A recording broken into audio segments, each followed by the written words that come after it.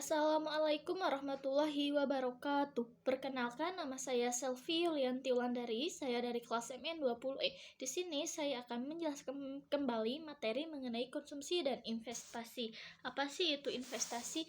Investasi adalah kegiatan yang dilakukan oleh masyarakat berdasarkan keyakinan bahwa saat ini sejumlah besar uang ditanamkan pada suatu perusahaan untuk memperoleh keuntungan.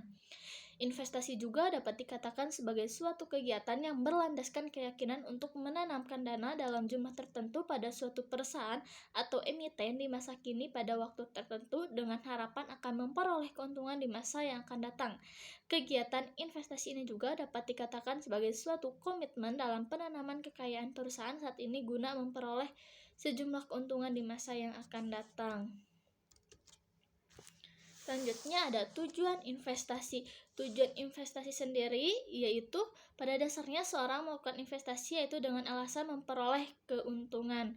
Menurut Fahmi tahun 2014, tujuan investasi yaitu yang pertama terciptanya berkelanjutan dalam investasi tersebut, yang kedua terciptanya profit yang maksimum atau keuntungan yang diharapkan atau profit aktual, dan yang ketiga yaitu terciptanya kemakmuran bagi para pemegang saham. Yang keempat yaitu turut memberikan andil bagi pembangunan bangsa. Lalu ada tipe-tipe investasi. Yang pertama ada direct investment.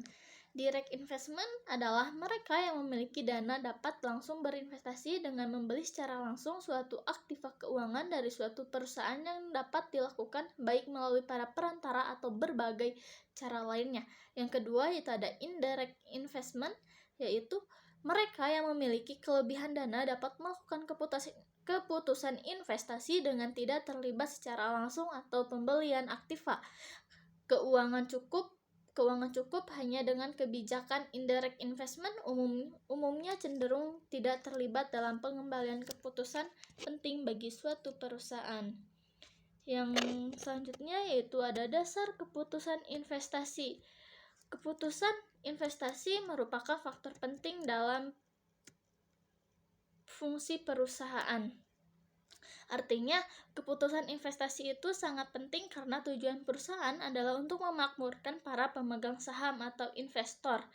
Menurut Tandelin tahun 2021, dasar keputusan investasi terdiri dari tingkat rektur harapan, tingkat risiko, serta hubungan antar rektur dan risiko. Selanjutnya ada metode penentuan investasi.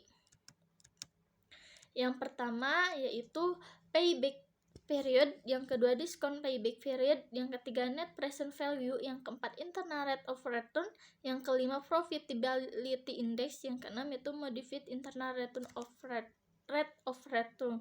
Sekian mereview materi dari saya. Mohon maaf bila ada kesalahan. Wabillahi taufiq wal hidayah. Wassalamualaikum warahmatullahi wabarakatuh.